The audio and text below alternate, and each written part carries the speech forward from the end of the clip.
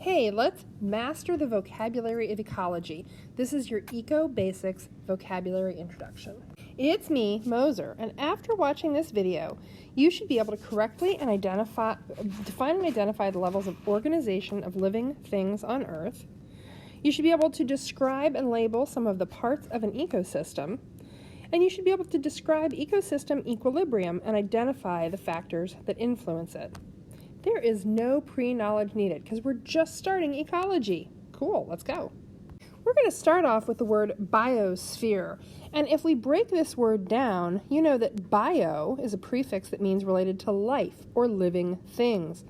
And you know what a sphere is? It's a ball. So this is a ball of life? Yes. The biosphere is the term that biologists use to describe all the living things on Earth. We've got a picture of the globe here. Imagine if we removed all the rock and the water and the air. What would we be left with? We'd be left with a ball of living things floating in space. Everything from plants and bacteria to mammals and birds, fish, reptiles, amphibians, protozoans, fungi, all of it.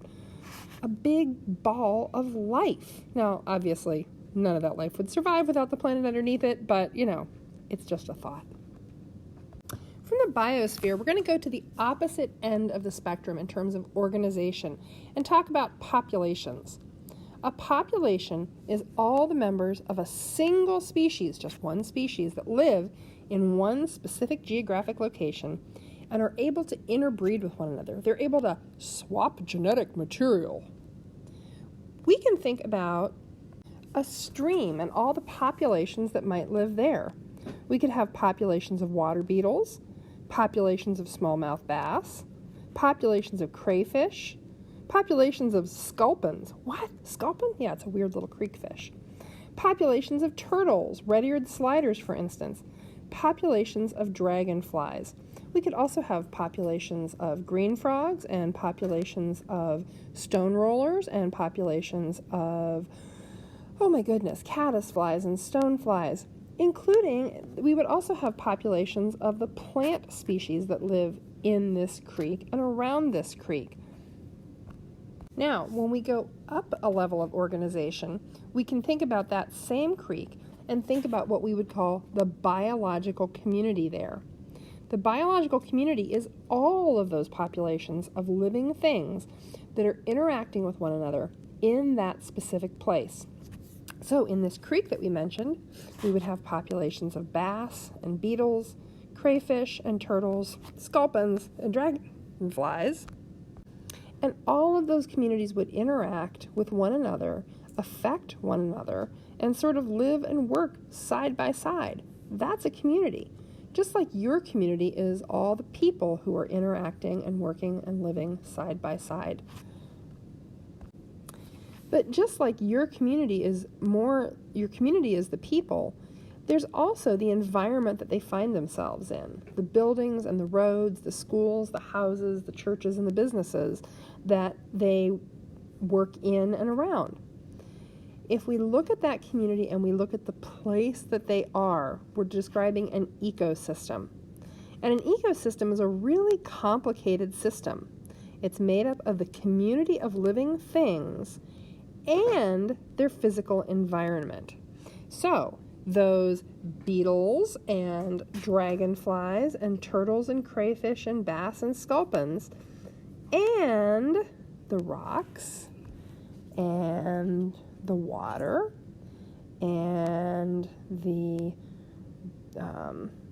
boulders in the creek, the air quality, all of these things are the physical environment that makes up the ecosystem along with the community of living things.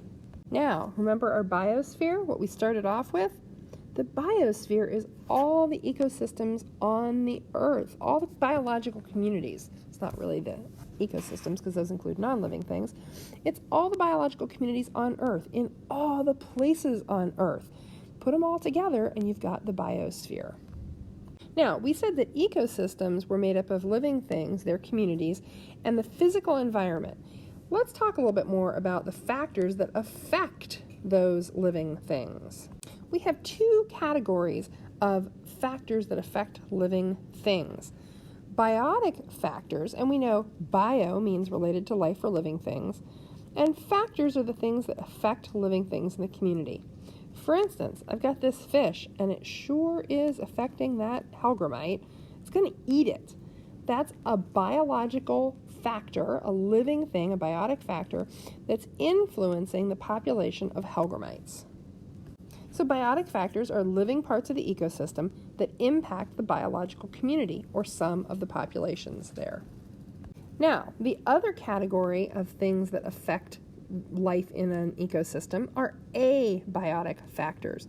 So A, of course, means not or without, and bio still means related to life or living things, so these are not related to life factors. These could include water temperature, oxygen, if we think back to our friends the hellbenders, the rocks in this creek ecosystem. These are all abiotic factors, because abiotic factors are the non-living parts of the ecosystem that impact the biological community or a specific population. When you look at the word equilibrium, you may think of the word equal. And equilibrium just means a state of balance where things are evened out, kind of like being equal. In an ecosystem, things change, but only within a certain range. So here we've got a graph of the population size of two species, one a prey species, one a predator species. And you'll notice that they kind of fluctuate. They go up, they go down, but only within a limited range. These two species, this little ecosystem, this biological community, is in equilibrium. And it'll pretty much continue that way unless something disturbs it. What if we add another predator species? Well, that could have an impact on the size of the coyote population. It would change the equilibrium. It would change the balance that exists in the ecosystem. The only way a community comes out of ecosystem is when a disturbance occurs, like the introduction of a new species. Niche, sometimes pronounced niche, but more commonly in biology in the U.S. pronounced niche, is a species job description. Only one species in every ecosystem can have exactly the same job description, because otherwise they'd be competing head to head. So let's take an example. We've got our friend the red-tailed hawk here, and we've got our other friend the barred owl. Now, both are carnivores, both prey on rodents, both are egg-laying, nest-building, late winter mating. Remember, niche is everything about an organism's life and life cycle and how they make a living. Are these two competing head-to-head? Heck no, they've got it covered. One does the day shift, one does the night shift. So by sort of occupying different parts of the day, they're not competing. They have slightly different niches. We can talk, when we think about niches, about generalists, and these are species with wide niches. They're really adaptable. They're not picky. Think about dandelions. They'll grow anywhere, from forest soil, field, yard, cracks in the sidewalk, you name it. They can adapt. Coyotes, they're supreme generalists. They can live in urban environments, rural environments, you name it, they'll make it work. Rats, oh yes, rats will take advantage of anything. They'll eat anything, they'll sleep anywhere, they'll reproduce spring, fall, summer, winter. Humans, we live from the poles to the tropics. We've adapted to all sorts of things. Good generalists. Garlic mustard, it's a non-native invasive and it'll be happy growing anywhere. Raccoons! You got trash? I'll eat it. You got crayfish? I'll eat it. Bugs? Sure. Pizza? Yeah, I'll take that. Old donuts? Mice? Yeah, I could eat that. They'll sleep anywhere, live anywhere, eat anything. Great generalists. They tend to do well when conditions change because, well, they're adaptable. On the other end of the spectrum from generalists, when we think about niche, are specialists. And these are species with really narrow niches. They're picky. They're not very adaptable. So we have things like koala bears that eat only eucalyptus. No, that's it. No, I won't eat anything else. No, I won't live anywhere else. They tend to be found in a narrow geographic range because, again, they're picky. Saguaro cactus. It's a cactus, so it's really tough, but it exists in only a very narrow geographic range in southwest Arizona. The panda! Guess what they eat? Bamboo. Guess what else they eat? Bamboo. Anything else? No, just bamboo. And so they're found in a very tiny geographic area because, again, they're picky.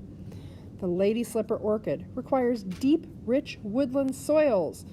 Not going to live on the forest edge. Not going to live any place but the deep, rich forest. Guess what? When conditions change, specialists don't do very well. Okay, I hope this has helped you meet your learning goals. Go ahead and continue working with these vocabulary words, review, do your worksheet, and keep on trucking.